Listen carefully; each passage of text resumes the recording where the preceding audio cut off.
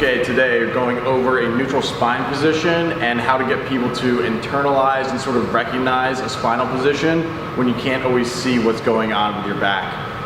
PVC pipe, broom handle, anything that's flat and relatively light will work for this. Basically, all we're going to work on is putting the PVC pipe on our back, and you want to establish 3 points of contact. One of them is on the back of the head.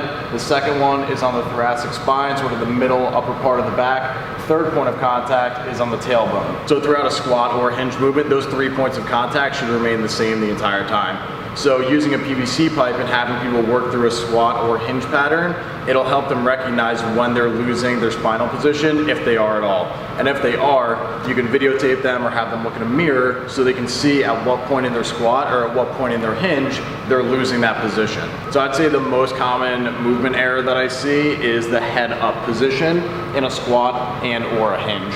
So as people lower themselves down, let's take a squat pattern first. As people lower down, they keep the head up. But as you can see, if I keep the head up, I end up breaking in the cervical spine and my neck, and then I lose my point of contact in the thoracic spine. So I no longer have that point of contact in the middle, the upper part of my back. Keep the head neutral. Whatever position your head is in relationship to your torso when you start, it should maintain the same position as you go down. So a lot of people were taught to keep their head up as they squat, and there's merit to that. It's just usually not necessary. So that's the first thing to look for. You also see it in a hinge pattern. It's even more obvious in a hinge pattern just because the torso is going down more than it does in a squat. So as you keep the head up in a hinge pattern, there's a huge gap in your back and you no longer have that thoracic point of contact. The reason it's important to maintain those 3 points of contact, and especially with the head position, is just to keep the spine neutral.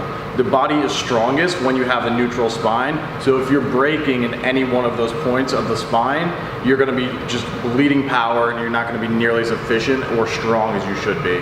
So that first position, that was overextension in the cervical spine. Second one is flexion through the lumbar spine, or sorry, flexion through the thoracic spine.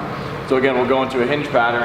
As I lower myself down, a lot of people will start rounding through the thoracic spine, that middle upper part of the back. And if that happens, you'll see people lose the point of contact on the head and usually on the tailbone as well.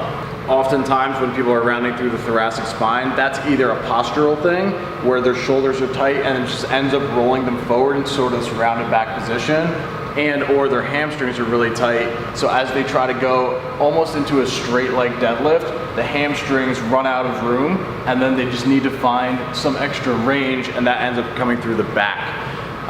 So a lot of times with that, I'll just cue people to not try to keep such a stiff-legged deadlift, lower the hips a little bit, and then I'll physically pull people from their shoulders while I have my hand on their thoracic spine. I'll pull them lightly up into a better position until they can feel what it feels like to be in a good position in the thoracic spine. And then I'll have them look in a mirror so they can also see the difference from where their pattern normally takes them to where they want to be. Last one, rounding the lumbar spine. This is that lower back portion. Of all 3 of these, so all 3 faults are very inefficient. When you're talking about danger of getting injured, rounding through the lumbar spine, that's going to be the biggest red flag that you want to look out for.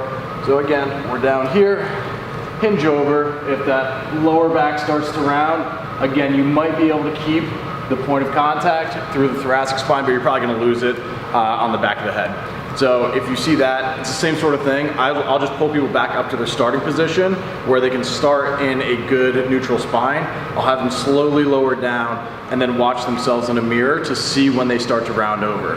And then recognize how high are you up off the ground, and that needs to become a cue for them to become way more conscious of what's happening with their lower back. If they see themselves getting down lower than that position in a swing or a deadlift, they need to either be very conscious of what's happening in their lower back or stop themselves before they get there. So you might not be working as full a range of motion, but you're working through a better spinal position through that shorter range of motion. So PVC pipe, very handy diagnostic tool just to get people to recognize and feel what's happening. If they can feel that they're losing a point of contact on the head, thoracic spine, or on the tailbone, it's going to be very telling for them.